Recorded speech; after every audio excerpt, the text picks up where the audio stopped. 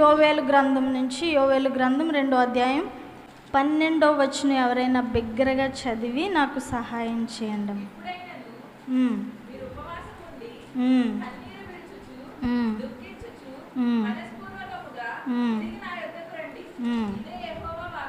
చాలమ్మా. ఆ యోవేలు ప్రవక్త ద్వారా ఎవరు మాట్లాడుతున్నారంటే దేవాది దేవుడు మాట్లాడుతున్నాడు. అసలు ఎందుకు మాట్లాడవలసిన అవసరం వచ్చింది? అసలు ఎందుకు తిరిగి రమ్మంటున్నాడు? వాళ్ళు ఎక్కడికి వెళ్ళిపోయారు? అసలు ఏం జరుగుతుంది అక్కడ అనే విషయాలు నేను మీకు చెప్తాను. యోవేలు ప్రవక్తతో దేవుడు కొంతమందికి ఈ మాటలు చెప్పమని ఆజ్ఞాపించాడు. మీకందరికీ ఇజ్రాయేలీల ప్రజల గురించి తెలుసు కదా. ఇజ్రాయేలీల ప్రజల గురించి మాకు తెలియదండి, వాళ్ళెవరూ మాకు సంబంధం లేదండి, మేము ఎప్పుడు చూడలేదండి, కలవలేదండి అన్న వాళ్ళు ఎవరైనా ఉన్నారా? లేరా? మీరు కలిసారండి? ఇజ్రాయేలీల ప్రజలు మీరు కలిసారా? కలవలేదు, కానీ తెలుసు కదా, మనకి బాగా ఫెమిలియర్. మనము బైబిల్ గ్రంథం తీసామంటే ఇజ్రాయేలీల ప్రజల గురించి ఎప్పుడు వింటానే ఉంటాం. అలాంటి ఇజ్రాయేలీల ప్రజల్ని పరిపాలించిన మొట్టమొదటి రాజు ఎవరు? సౌలు. ఇజ్రాయేలీల ప్రజల్ని పరిపాలించిన మొదటి రాజు సౌలు. ఆ తరువాత పరిపాలించిన రాజు దావీదు మహారాజు. ఆ తరువాత ఎవరు? సొలొమోను. దావీదు మహారాజు యొక్క కుమారుడు సొలొమోను. ఆ తర్వాత ఏం జరిగిందంటే సొలొమోను తర్వాత రాజ్యం 2 రాజ్యాలుగా విడిపోయింది. ఒకటి ఇజ్రాయేలు రాజ్యం, 2 యోధా రాజ్యం. ఇప్పుడు ఈ మాటలు యోవేలు ప్రవక్త ద్వారా దేవాది దేవుడు ఎవరికి చెప్పిస్తున్నాడంటే యోధా రాజ్యములోని ప్రజలకు. అందరూ ఒకసారి దేవునికి స్తోత్రం చెప్దాం. హల్లెలూయా, హల్లెలూయా. యోధా ప్రజలతో దేవుడు ఎందుకు ఈ మాటలు చెప్తున్నాడు? ఇప్పుడైనా తిరిగి మీరు నా యొద్దకు రండి, మీరు ఉపవాసం ఉండండి, ప్రార్థించండి, మనస్ఫూర్తిగా మీరేం చేయాలి? నా వైపుకి తిరగండి అని యోధా ప్రజలతో దేవుడు ఎందుకు మాట్లాడుతున్నాడంటే యోధా ప్రజలు దేవునికి చాలా దూరంగా వెళ్ళిపోయారు. దేవుని మాట వారి చెవులకు వినబడట్లేదు. దేవుని స్వరము వినడానికి వాళ్ళ హృదయాలు సిద్ధంగా లేవు. వాళ్ళందరూ దేవునికి ఎంతో దూరం అయిపోయారు. కానీ వాళ్ళెవరు? దేవుని ప్రజలు, నా ప్రజలు అని దేవుడు పిలిచే ప్రజలు వారు. అలాంటి ప్రజలు ఏమైపోయారంట? దేవునికి చాలా దూరంగా జరిగిపోయారు. అప్పుడు దేవుడు యోవేలు ప్రవక్తని ఎన్నుకొని ఏర్పాటు చేసుకొని, వెళ్ళు, నువ్వు యోధా ప్రజల దగ్గరికి వెళ్ళి నేను చెప్పమన్న మాటలు నీవు చెప్పు, తిరిగి నా యొద్దకు రమ్మని వారిని పిలవమని దేవుడు యోవేలు ప్రవక్త ద్వారా యోధా ప్రజలతో మాట్లాడుతున్నారు. అసలు వాళ్ళ జీవితాల్లో ఏం జరుగుతుందో తెలుసా? యోధాలో అప్పుడున్న పరిస్థితి ఏంటో తెలుసా? దేవుడు యోవేలు ప్రవక్త ద్వారా ఈ మాటలు మాట్లాడించినప్పుడు యోధా పరిస్థితి ఎలా ఉందంటే వాళ్ళకి తినడానికి తిండి లేదు, వారి జీవితాల్లో సంతోషం లేదు, ఆనందం లేదు, వారు ఏమి సంపాదించుకోవడానికి వారి జీవితాల్లో ఏమీ లేదు. ఎందుకంటే వారు పంటలు పండిస్తుంటే అవన్నీ ఏం చేస్తున్నాయంట? చీడ పురుగులు, మిడతలు, పసర పురుగులు, గొంగలి పురుగులు వారు పంట వేస్తే అవన్నీ వచ్చి ఏం చేస్తున్నాయంట? తినేస్తున్నాయి. యోధా ప్రజలు కూడా పంటలు పండించేవారు, ద్రాక్ష తోటలు నాటేవారు, ఒలివ తోటలు నాటేవారు, ఒలివ చెట్లు నాటేవారు. కానీ వాళ్ళ జీవనాధారమైనది ఏదైతే ఉందో వారి జీవితంలో అది ఏమైంది? కలిసి రాకుండా పోయింది. వాళ్ళ కొట్లలో ధాన్యం లేదు, వాళ్ళ తొట్లలో ద్రాక్షారసము లేదు, ఏమీ లేదు. వాళ్ళు ఎంత జరుగుతున్నా కూడా చాలా విచిత్రమైన విషయం ఏంటంటే అసలు వాళ్ళ జీవితాల్లో ఏం జరుగుతుందో అర్థం చేసుకోలేని అయోమయమైన స్థితిలో ఉన్నారు. అసలు ఎందుకు జరుగుతుంది? మేము పంటలు నాటుతున్నాం కదా, ఎందుకు ఇలా అవుతుంది? తినడానికి తిండి ఎందుకు లేదు మాకు? మేము కట్టుకోవడానికి వస్త్రాలు ఎందుకు లేవు? మేము తాగడానికి ద్రాక్షరసం ఎందుకు లేదు మాకని ఆలోచించి దేవుని వైపు తిరిగి దేవుణ్ణి అడిగేవాళ్ళు ఒక్కరు కూడా యోధా ప్రజలలో లేరు. చాలా విచారకరం.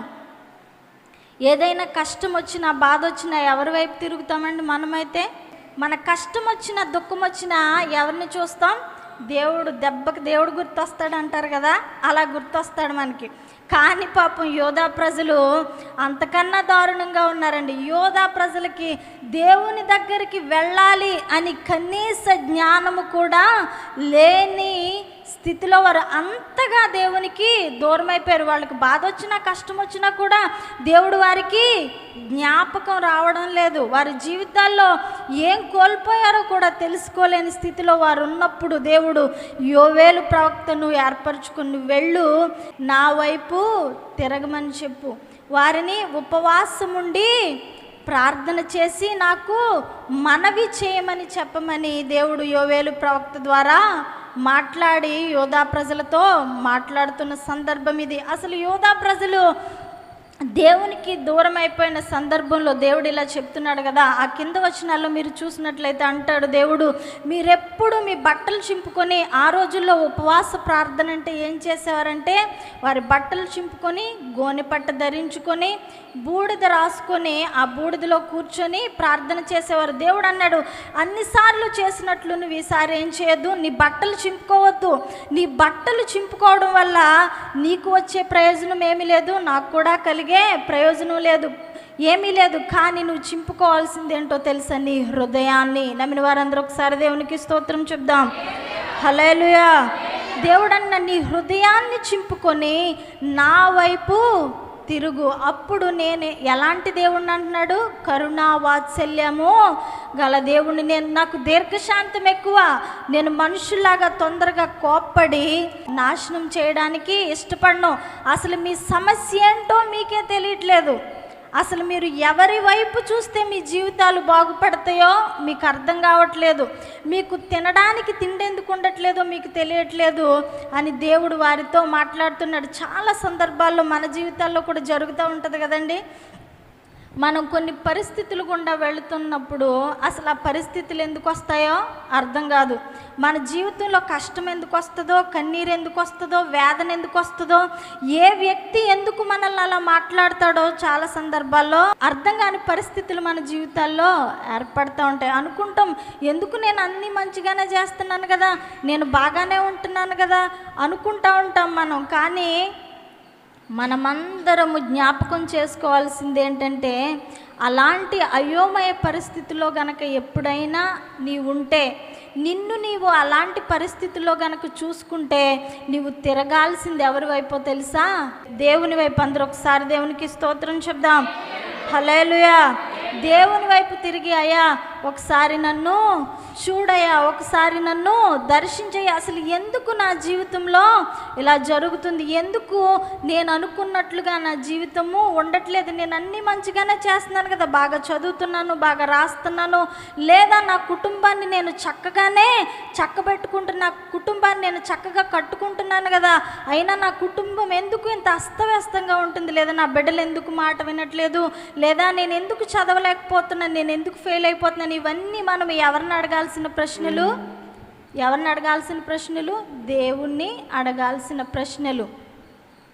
అది ఎవరికి తెలియట్లేదంట? యోధా వారికి తెలియట్లేదు.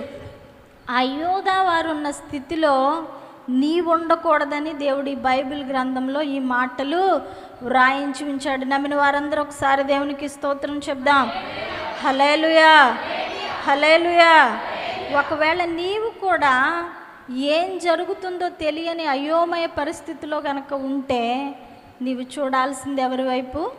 దేవుని వైపు. దేవుని వైపు చూసి ఆయన చెప్పినట్లుగా నీ హృదయాన్ని చింపుకొని ఆయన వైపు తిరిగితే ఆయన కార్యాన్ని నీ జీవితంలో నీవు చూడగలవు. మీరు ఒక్కసారి మీ హృదయాన్ని నా వైపు త్రిప్పుకొని చూడండి. నా యొక్క ప్రేమను, నా దీర్ఘశాంతాన్ని మీరు చూస్తారు. మీ ఇళ్లలో ఏం చూస్తారు? మీరు సమృద్ధిని చూస్తారు. అలా చేయలేనని చెప్పగలిగిన వాడెవడు అన్న మాట మీరు చూస్తారు. 14వ వచనం ఆఖరి వరుసలో చాలా సందర్భాల్లో మన జీవితాల్లో జరిగే పరిస్థితులను బట్టి మన జీవితాన్ని చూసి కొంతమంది జడ్జి చేస్తూ ఉంటారు కదా. ఎవరైనా మాట వినలేదనుకోండి, లేదా వాళ్ళ పరిస్థితి బాగోలేదు, మనుషులు అనుకున్నట్టుగా వారి జీవితం లేదనుకోండి, ఏమంటారు? ఒరే నువ్వు ఇంక బాగుపడవు, నీ బ్రతికి ఇంకా మారదు, నీ పరిస్థితి ఇంతే అని ఒక కంక్లూజన్కి వచ్చేస్తారు. అని నువ్వెందుకు పనికిరావురా అని చాలా ఈజీగా అనేస్తారు. కానీ దేవుడు, నీవు నేను నమ్మిన దేవుడు ఎప్పుడు కూడా నిన్ను ఇంకా ఒక మెట్టు పైకి ఎక్కించాలనే ఆయన ఆశపడతాడు కానీ, ఇంకా ఒక మెట్టు నిన్ను ఆయనకు దగ్గరగా తీసుకురావాలనే ఆశపడతాడు కానీ, లేదా నీ జీవితంలో నీ బ్రతుకులో నిన్ను ఒక ఉన్నతమైన స్థితిలో ఉంచాలనే ఆయన ఆశపడతాడు కానీ, నువ్వెందుకు పనికిరావు, ఇప్పుడు నువ్వు చేయాల్సినవన్నీ చేసేసావు కదా, నువ్వు చేయకూడని పనులన్నీ చేసేసావు, నీ జీవితంలో వ్యర్థమైనవన్నీ నువ్వే చేసావు, నీ బ్రతుకు ఇంకెందుకు పనికిరాదు, నీ జీవితం ఎందుకు ఇంకా పనికిరాదు, ఇంకంతా అయిపోయిందని ఎప్పుడు ఆయన చేతులు దులుపుకొని ప్రక్కకి వెళ్ళిపోయే దేవుడైతే కాదు. ఒకవేళ నీ చుట్టూ ఉన్న ప్రజల్ని నిన్ను అలా అనొచ్చేమో కానీ, లేదా నిన్ను కని పెంచిన తల్లిదండ్రులే చాలా సందర్భాల్లో నిన్ను అర్థం చేసుకోక నువ్వెందుకు పనికిరావురా అని అనొచ్చు కానీ, నువ్వు పనికిరాని వ్యక్తివి అని ఎప్పుడు ఆయన హృదయంలో నీ గురించి ఆలోచించుడు. నమ్మిన వారందరూ ఒకసారి దేవునికి స్తోత్రం చెప్దాం. అందుకనే అంటున్నాడు, మీ పరిస్థితిని నేను మార్చలేనని, లేదా మీరు ఎంతో నాకు ఆయాసకరమైన పనులు చేసి నాకు ఇష్టం లేని నడవడిక నడిచి నా నుండి ఎంతో దూరంగా వెళ్ళిపోయారు కదా, తిరిగి మీ జీవితాలను నేను మార్చలేనని చెప్పగలిగిన వాడెవడు? అసలు ఎవరు చెప్పగలరు? దేవాది దేవుణ్ణి నేను కదా. ఒక్కసారి తిరిగి గనక మీరు చూడగలిగితే, ఒక్కసారి తిరిగి మీరు నా దగ్గరికి రాగలిగితే, ఒక్కసారి తిరిగి మళ్ళీ మీరు నాతో సహవాసంలో ఉండడానికి ఇష్టపడితే మీ జీవితాన్ని మార్చి చూపిస్తానని దేవుడు వారితో మాట్లాడుతూ ఉన్నాడు. అందరూ ఒకసారి దేవునికి స్తోత్రం చెప్దామా? హల్లెలూయా, హల్లెలూయా. 25వ వచనం ఒకసారి చదవండి అమ్మ ఎవరైనా.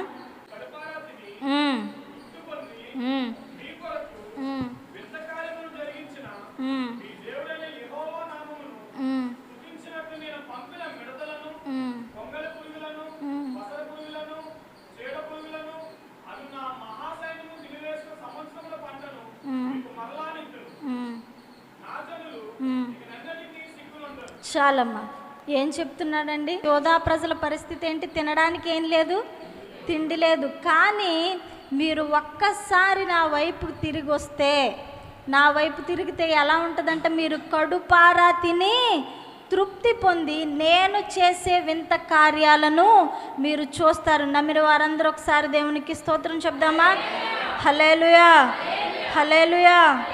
మీరు కూడా మీ జీవితాల్లో ఒక్కసారి ఆయన వైపుకు తిరిగి, అసలు మీ కష్టం ఏంటో, మీ బాధ ఏంటో, మీ శ్రమ ఏంటో, మీ కన్నీరేంటో ఆయనతో చెప్పి ఆయన సహవాసంలోనికి తిరిగి రాగలిగితే ఆయన ఏం చేసే దేవుడంట? మీ అవసరత తీర్చే దేవుడు. ఒకవేళ నీకు తినడానికి తిండి ఉండొచ్చు, నీ జీవితంలో సంతోషం ఆనందం లేకపోవచ్చు, కానీ ఒక్కసారి తిరిగి ఆయన వైపుకు చూస్తే గనక నీకు ఏదైతే లోటో ఆ లోటుని ఆయన తీర్చగలిగే సమర్థుడు, ఆయన చేస్తాడు అని నీవు ఖచ్చితంగా ఏం చేయాలి? నమ్మాలి. ఇజ్రాయేలీల ప్రజలైనా యోధా ప్రజల పరిస్థితి అయినా ఏంటంటే, దేవుని గురించి వారికంటే ఎక్కువ తెలిసిన వారు బైబిల్లో ఎవరు లేరండి. కానీ వారే చాలా సందర్భాల్లో దేవుణ్ణి నమ్మలేని స్థితిలో ఉన్నారు.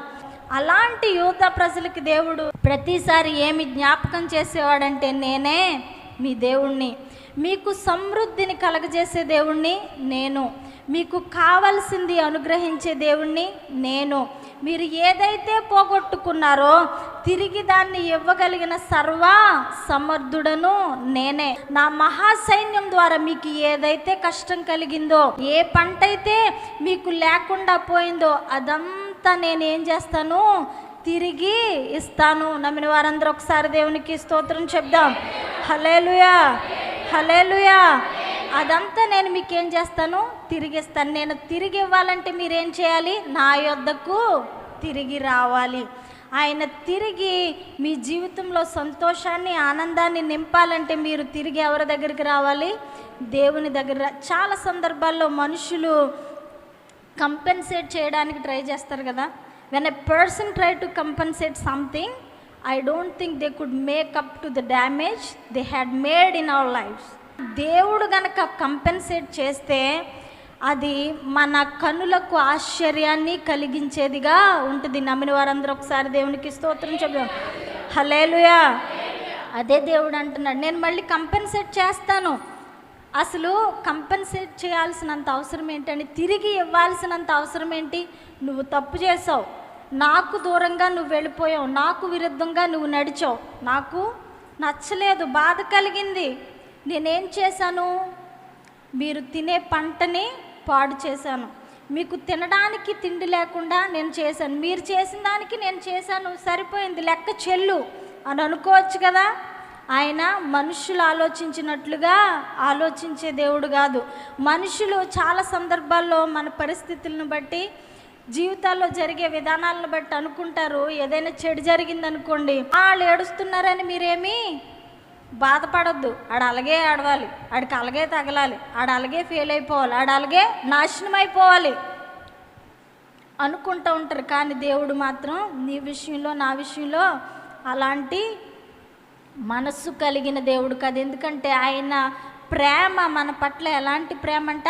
శాశ్వతమైన ప్రేమ. శాశ్వతమైన ప్రేమ అంటే ఏంటంటే ఈ రోజు ఉండి రేపు పోయేది కాదు. నీవు ఎలాంటి స్థితిలో ఉన్నా నిన్ను ప్రేమించే దేవుడు. He will love you with your own floss, your mistakes. కానీ నువ్వు చేసే తప్పుల్ని, పొరపాట్లను ఆయన ప్రేమించడు. మరి అలాంటప్పుడు ఎందుకండి దేవుడు మనకి ఇబ్బంది కలిగించే పరిస్థితులు తీసుకొస్తాడంటే, పిల్లలు ఏదైనా అల్లరి చేశారనుకోండి, తల్లిదండ్రులు ఏం చేస్తారు? ఒక దెబ్బ కొడతారు కదా, వాళ్ళు నాశనం అయిపోవాలన్నా. చేతి మీద కొట్టారనుకో, ఆ చెయ్యి ఇరిగిపోయి ఇంక మొత్తం పని చేయకుండా అయిపోవాలన్నా కాదు కదా. నెత్తి మీద ఒకటి వేసారనుకో, బ్రెయిన్ డ్యామేజ్ అయిపోవాలన్నా కాదు కదా. అలా చేయడం తప్పురా నాన్న, ఇంకొకసారి నువ్వు చేయకూడదు అని చెప్పడానికే కదా తల్లిదండ్రులు ఒక దెబ్బ కొట్టేది, అవునా? దేవుడు కూడా అంతే. మనల్ని ఆయన దారిలోకి తీసుకురావడానికి ఒక్కొక్కటి వేస్తూ ఉంటాడు అనమాట. మనుషులు వేయడానికి, ఆయన ఒక్కటి ఇవ్వడానికి తేడా ఉందా లేదా? ఆయన ఇస్తే మనకు గట్టిగా తగులుద్ది, ఎందుకంటే మనం మనుషులు, ఆయన దేవుడు. కానీ అలా చేసినా కూడా నీ జీవితానికి ఆయన ఉద్దేశించిన ఉద్దేశం ఏమైతే ఉందో, నీ జీవితంలో నువ్వు ఎక్కడ ఉండాలని, ఏ స్థానంలో నిలబడాలని ఆయన ఆశపడుతూ ఉన్నాడో, నీ జీవితంలో, నీ బ్రతుకులో నిన్ను ఏ స్థానంలో నిలబెట్టాలని ఆయన కోరుకుంటున్నాడో ఆ స్థానంలో నిన్ను నిలబెట్టే వరకు, ఆ స్థానంలో నిన్నుంచే వరకు నీ కొరకు ఆయన ప్రయాస పడుతూనే ఉంటాడు. నువ్వు దారి తప్పి వెళ్ళిపోయిన ప్రతిసారి వెనక్కి తిరిగిరా, నా వైపు చూడు అని నిన్ను పిలుస్తూనే ఉంటాడు. నీవు ఆయన ఉద్దేశంలో నుంచి, ఆయన చిత్తంలో నుంచి డీవియేట్ అయిపోయి వెళ్ళిపోతున్న ప్రతిసారి నిన్ను ఒక దెబ్బ కొట్టి ఆయన దారిలోకి తీసుకొచ్చి, ఆయన అనుకున్న స్థానంలో, నిన్ను ఉంచాలనుకున్న స్థానంలో నిన్ను కూర్చోబెట్టే వరకు ఆయన పని మాత్రం ఆపడు. నమ్మిన వారందరూ ఒకసారి దేవునికి స్తోత్రం చెప్దాం. అందుకనే దేవుడు యోధా ప్రజలకి ఎలాగైతే కష్టం కలిగించాడో, నీ జీవితంలో, నా జీవితంలో కూడా చిన్న చిన్న కష్టాలు ఆయన కలిగిస్తూ ఉంటాడప్పుడు అర్థం చేసి, you have to recall what is happening in your life. మనం రీకాల్ చేసుకోవాలి, అసలు ఏం జరుగుతుంది నా జీవితంలో. యోధా ప్రజలు ఉన్నట్లుగా అయోమయ స్థితిలో మాత్రం ఉండిపోకూడదు. అసలు ఏం జరుగుతుందో తెలియలేని, అర్థం చేసుకోలేని పరిస్థితుల్లో మాత్రం ఎప్పుడు మిగిలిపోకూడదు. ప్రతిసారి నీ జీవితంలో అసలు ఏం జరుగుతుందో తెలియట్లేదు, ఏమవుతుందో తెలియట్లేదు, నేను చేసిన దానికి ప్రతిఫలం ఇది కాదు, ఇంకా వేరే ఏదో రావాలి అని నువ్వు అనుకున్న ప్రతిసారి నువ్వు ఎవరి దగ్గరికి రావాలి? దేవుని పాదాల దగ్గరికి రావాలి. అయ్యా, ఎందుకు జరుగుతుంది నా జీవితంలో, ఎలా, నేనేం చేయాలి? Wear do I go so wrong? నేను చేసింది ఎక్కడ తప్పు అవుతుంది? నాతో మాట్లాడు, నాతో చెప్పు అని ఏం చేయాలి? దేవుని దగ్గర అడగాలి, దేవుని దగ్గరికి తిరిగి రావాలి. You have to come back each and every time you fall down. When ever you fall down, you get up and you come back to the lord. నువ్వు లేవాలి, తిరిగి దేవుని దగ్గరికి రావాలి. వాళ్ళని ఎలాగైతే జ్ఞాపకం చేసుకున్నాడో, వాళ్ళు తిరిగి వస్తే ఏమైతే చేస్తానని దేవుడు వాగ్దానం చేశాడో, నీవు తిరిగి వచ్చినా కూడా నువ్వు కోల్పోయిన వాటన్నింటినీ నీకు తిరిగి ఇవ్వగల దేవుడు. అయ్యా, నా జీవితంలో నేనేమైతే కోల్పోయానో వాటన్నింటినీ నాకు తిరిగి ఇవ్వయా. మనం ఏం చేయాలి? ప్రార్థన చేయాలి. కొంచెం ఓపిక పట్టగలిగితే ఏం చేస్తావు? పొందుకుంటావు. నమ్మలేక దేవుని కార్యాలు చూడలేకపోయిన వారు ఎంతోమంది బైబిల్లో. కానీ నీవు నమ్మి విశ్వసించగలిగితే నీవు దేవుని కార్యాన్ని పొందుకుంటావు. ఒకవేళ నువ్వు దూరంగా వెళ్ళిపోతే తిరిగిరా. ఒకవేళ నీవు దేవుని సన్నిధిలోనే గనక ఉంటే, నువ్వు దేవునితోనే గనక ఉంటే, నీవు దేవునితో సంబంధాన్ని గనక కలిగి ఉంటే, దేవునితో మాట్లాడడం మానొద్దు, దేవునికి చెప్పడం మానొద్దు. ఏదో ఒక రోజు ఆయన ఖచ్చితంగా నిన్ను జ్ఞాపకం చేసుకునే దేవుడు. అట్టి వారిగా పరిశుద్ధాత్మ దేవుడు మనందరినీ దీవించునుగాక. ఆమేన్.